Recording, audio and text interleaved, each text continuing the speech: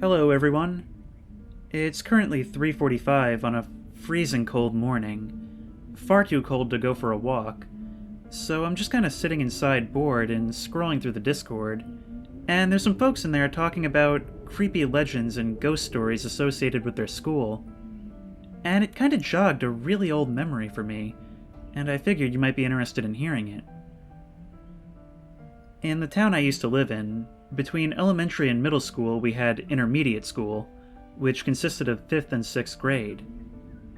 Unfortunately, I moved away in the summer between 5th and 6th. And I say unfortunately because it was honestly the best experience I ever had with schooling. Besides having two of the best teachers ever, I just loved being in the building. It was exactly my style. The place was very old, or at least definitely looked like it. I always thought it looked kind of like a haunted castle. The hallways were always so dark.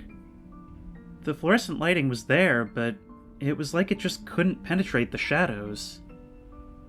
Speaking of the halls, they made like no sense. They would branch off in all these weird and random places, always varying in shape, width, and even elevation, with large murals painted by students along every wall. The place must have been added on to several times in its history. It was really weird how, at one point, you could be standing in a science lab that looked a lot like the lecture hall from Indiana Jones, and a couple of hallways and staircases later, you'd be standing in a modern 2-story library made of glass and steel. Even the classrooms were weird. The ones on my side of the hallway were in the shape of a circle, but with a stage in the middle with a curtain that could be drawn to separate it from another room.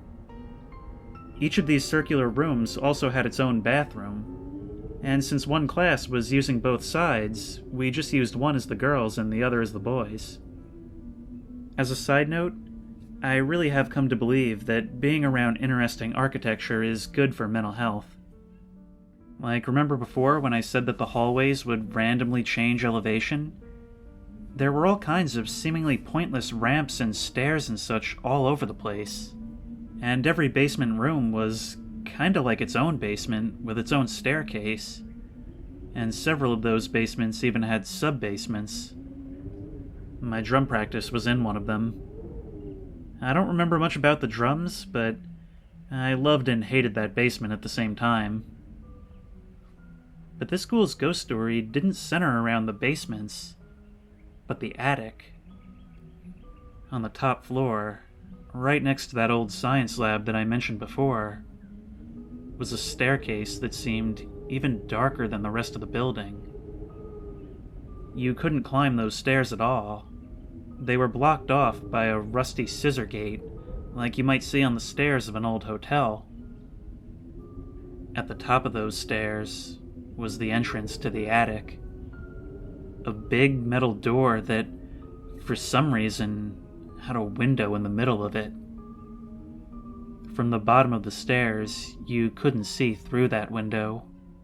It was just black.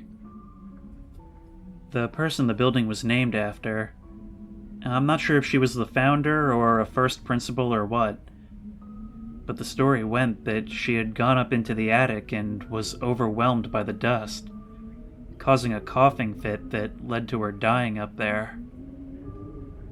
In more morbid versions of the story, her mummified body was still up there. The staff were really cool about it and even encouraged the story.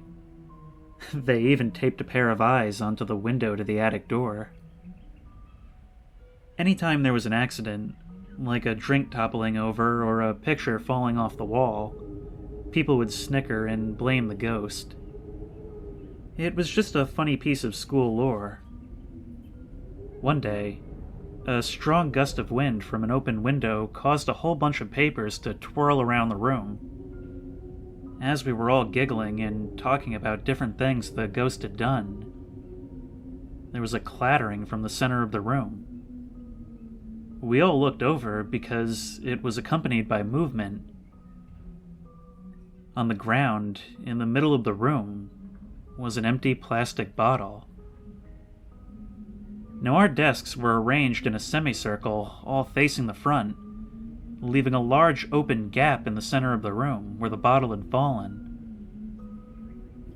It had fallen right in front of everyone, but no one saw where it came from.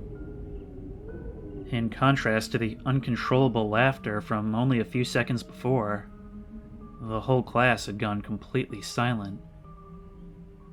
We looked over to the teachers, who seemed just as confused as we were, and they resumed the class after a couple of nervous jokes. For the rest of the day, anything that happened was a ghost. A girl's hair would shift on the back of her neck, and she'd yelp and say that she was caressed by an invisible hand, or the wooden door to the bathroom would creak open slightly, and that was enough to get the whole side of the room in flight. I loved that place. It was a lot of fun.